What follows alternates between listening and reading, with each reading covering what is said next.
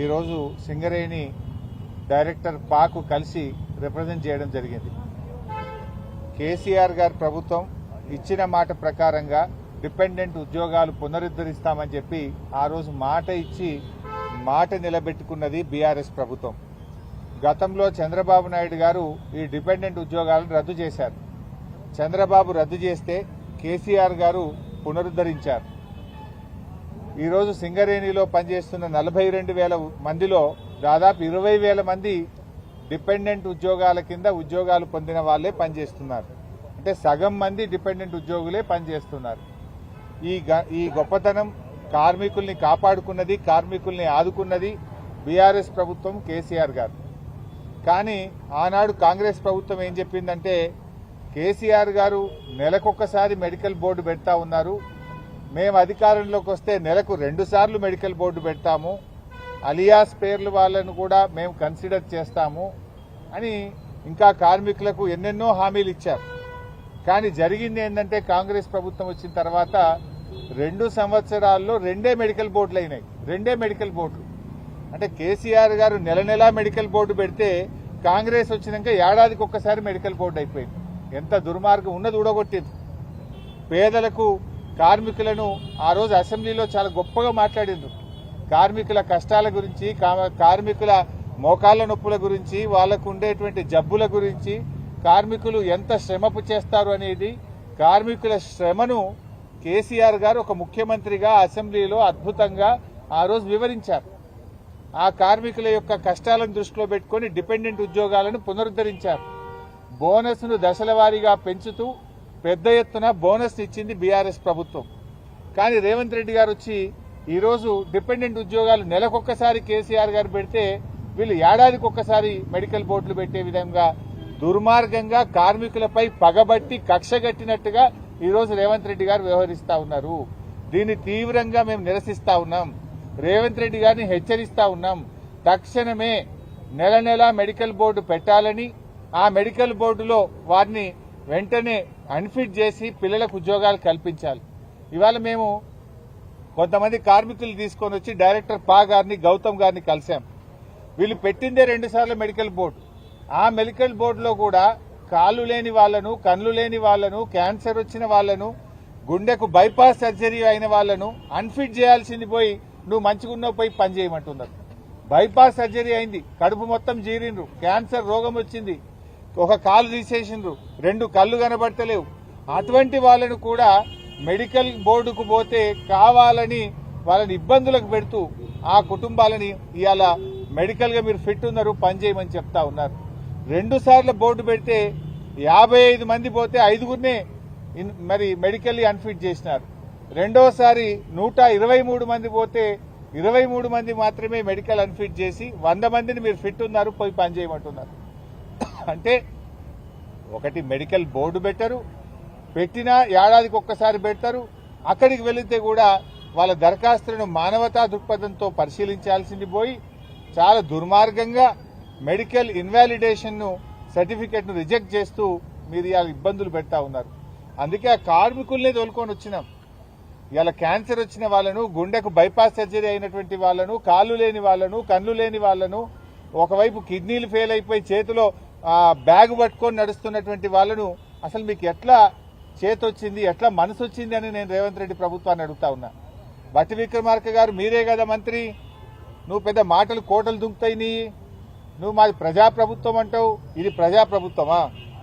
ఇది కార్మిక కంట ప్రభుత్వం, కార్మికులను గోసబెట్టే ప్రభుత్వం, ప్రజలను గోసబెట్టే ప్రభుత్వం, మానవత్వం లేని ప్రభుత్వం.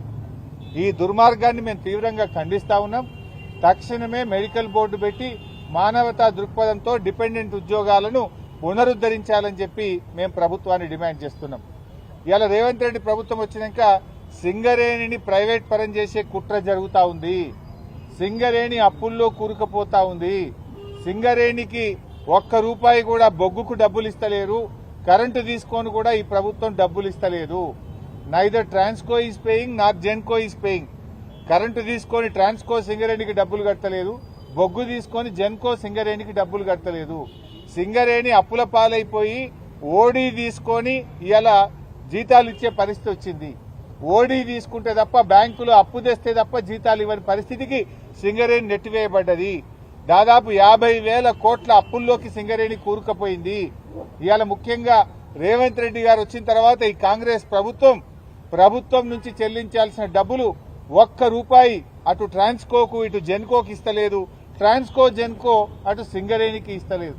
లాస్ట్కి ఇవాళ సింగరేణి కార్మికులకు జీతాలు కూడా పడని పరిస్థితి వచ్చింది. నవరత్నాల్లో ఒకటైనటువంటి ఇవాళ క్యాష్ రిచ్ కంపెనీ అయినటువంటి సింగరేణిని ఇవాళ ప్రైవేట్ పరం చేసే కుట్ర ఇవాళ రేవంత్ రెడ్డి కాంగ్రెస్ ప్రభుత్వం చేస్తా ఉంది. దీన్ని తీవ్రంగా ఖండిస్తా ఉన్నాం. సింగరేణికి డబ్బులు చెల్లించాలని ప్రభుత్వాన్ని మేము డిమాండ్ చేస్తా ఉన్నాం. బట్టిగారే ఆర్థిక మంత్రి, బట్టిగారే సింగరేణి మంత్రి. మరి ఆర్థిక మంత్రిగా ఉండి సింగరేణి గొంతు కోయడం నీకు తగునా అని నేను బట్టిగారిని అడుగుతా ఉన్నా. ఇది ఎంత మేరకు సమంజసమో అని నేను అడుగుతా ఉన్నా. ఇవాళ రేవంత్ రెడ్డి గారు సింగరేణి పైసలు తీసుకుపోయి ఫుట్బాల్ ఆడుతున్నాడు. నీ అయ్య సొత్తాన్ని తీసుకుపోయినావా? నీ ఫుట్బాల్ షోకుల కోసం నువ్వు ఫోటోలు దిగడం కోసం సింగరేణి 10 కోట్ల రూపాయలు ఏ రకంగా తీసుకుంటావు? ఒకవైపు కార్మికులకు జీతాలకు పైసలు లేవు, అప్పులు తెచ్చుకొని బ్యాంకుల్లో ఓడీలు తెచ్చుకొని సింగరేణి సంస్థ ఆగమైతుంటే నీ ఫుట్బాల్ షోకుల కోసం 10 కోట్ల రూపాయల సింగరేణి డబ్బును నువ్వు ఏ రకంగా వాడతావు?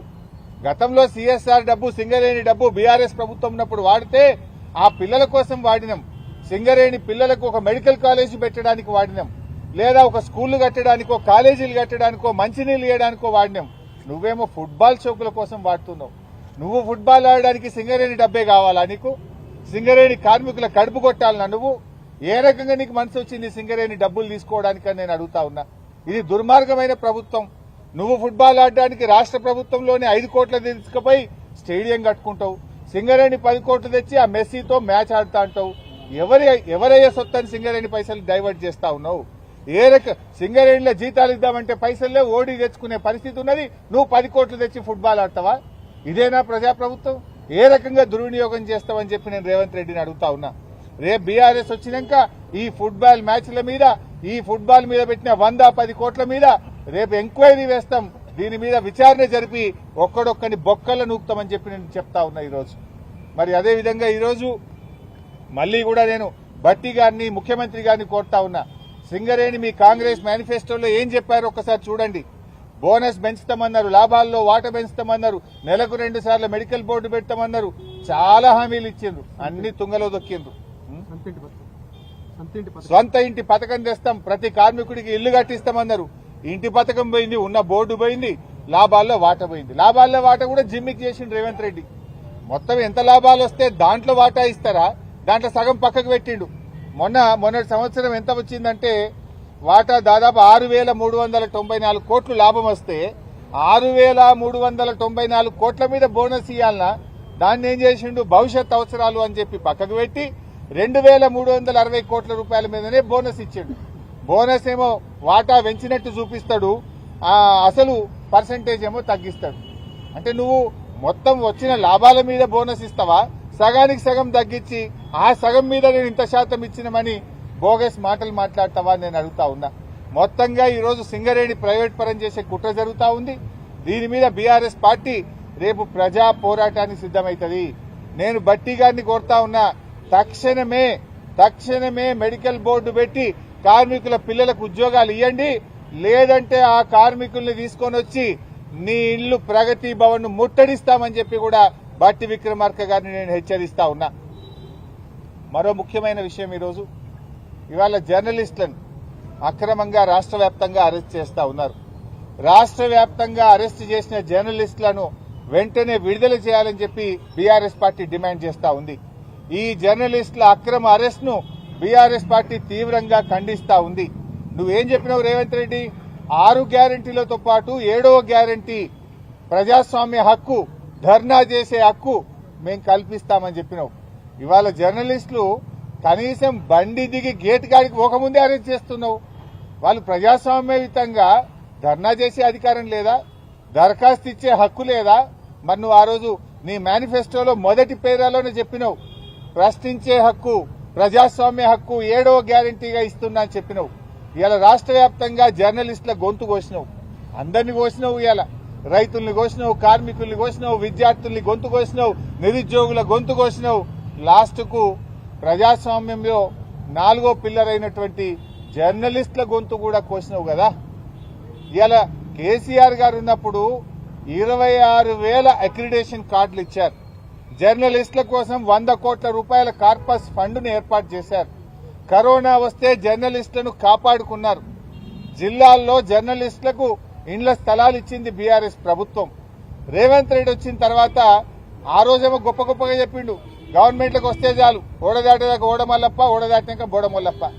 ఆనాడు ఏం చెప్పిండు, మేము అధికారంలోకి వస్తే జర్నలిస్టులకు ఇండ్లు కట్టిస్తాం, ఇండ్ల స్థలాలు ఇస్తాం, యూట్యూబ్ వాళ్ళకి ఇస్తాం, సోషల్ మీడియాకి ఇస్తాం, ఇంకా అక్రిడేషన్ కార్డులు పెంచుతా అన్నాడు. ఇవాళ ఏం చేసిండు, 26,000 మందికి కేసీఆర్ గారు అక్రిడేషన్ కార్డులు ఇస్తే 10,000కు తగ్గించారు. డెస్కుల్లో పనిచేసే వాళ్ళకి అక్రిడేషన్ కార్డే లేదంటున్నాడు. సోషల్ మీడియా వాళ్ళని పట్టుకొని వీళ్ళంతా టెర్రరిస్టులు, సోషల్ మీడియా యాక్టివిస్టులను కట్టడి చేయండి అంటున్నాడు. వాళ్ళ మీద కేసులు పెట్టి జైళ్లలో వేస్తున్నాడు. సోషల్ మీడియా యాక్టివిస్టులను అవమానపరిచే విధంగా రేవంత్ రెడ్డి మాట్లాడుతూ ఉన్నాడు. ఉగ్రవాదులతో పోలుస్తా ఉన్నాడు. ఇంత దుర్మార్గమా? నువ్వు అక్రిడేషన్ కార్డులు పెంచుతానని 26,000కి 10,000 ఎట్లా చేస్తావు? నీ అన్యాయాన్ని దరఖాస్తు పెట్టడానికో ప్రశ్నించడానికి వస్తే అక్రమంగా అరెస్ట్ చేస్తావా? ఈ అరెస్టులను ఖండిస్తున్నాం. తక్షణమే వాళ్ళని విడుదల చేయాలని డిమాండ్ చేస్తున్నాం. 26,000 అక్రిడేషన్ కార్డులను పునరుద్దరించాలని చెప్పి బీఆర్ఎస్ పార్టీ పక్షాన డిమాండ్ చేస్తున్నాం. జర్నలిస్టుల పోరాటానికి బీఆర్ఎస్ పార్టీ సంపూర్ణమైన మద్దతును ప్రకటిస్తుంది. మీ పక్షాన రాబోయే అసెంబ్లీ సమావేశాల్లో బీఆర్ఎస్ ప్రభుత్వాన్ని నిలదీస్తుంది, ప్రశ్నిస్తుంది, జర్నలిస్టులకు సంపూర్ణ మద్దతును అందిస్తుంది. Thank you.